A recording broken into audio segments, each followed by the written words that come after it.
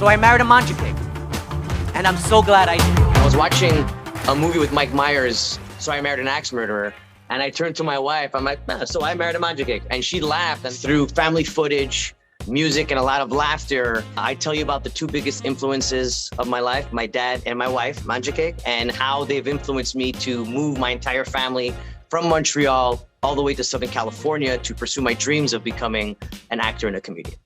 The jobs I've had since I've been here, obviously as an artist, starving artist, I became a server. But the restaurants I worked at were all owned by Italians from Naples. So I've been hanging out with only Italians. If anything, my Italian has gotten so much better since I've been here.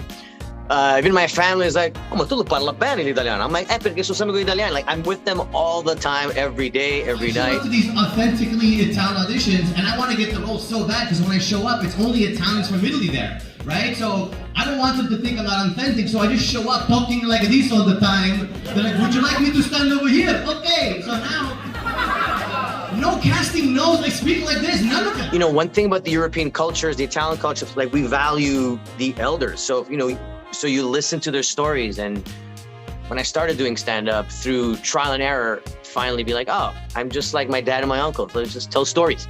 I always knew that this would be better suited as a one-man play, one-man show instead of stand-up comedy. Because I act out some scenes with my father and with family members, they see the whole picture, so it's almost like bringing all the words to life with all the different characters. It became more than just a show. I remember this one lady said, thank you for your show. After seeing your show, my husband said, I'm now gonna change. It's like everything I did, everything in my toolbox, I put it together into probably the most personal hour and 20 minutes I've ever written in my life. So that has to be for sure the most fulfilling thing I've done with my career so far. And I really want to come to Vancouver because I just want to meet all the Vancouver Italians. I mean, my brother lived there. Never once did he tell me he hung out with an Italian. I don't know where he lived, but I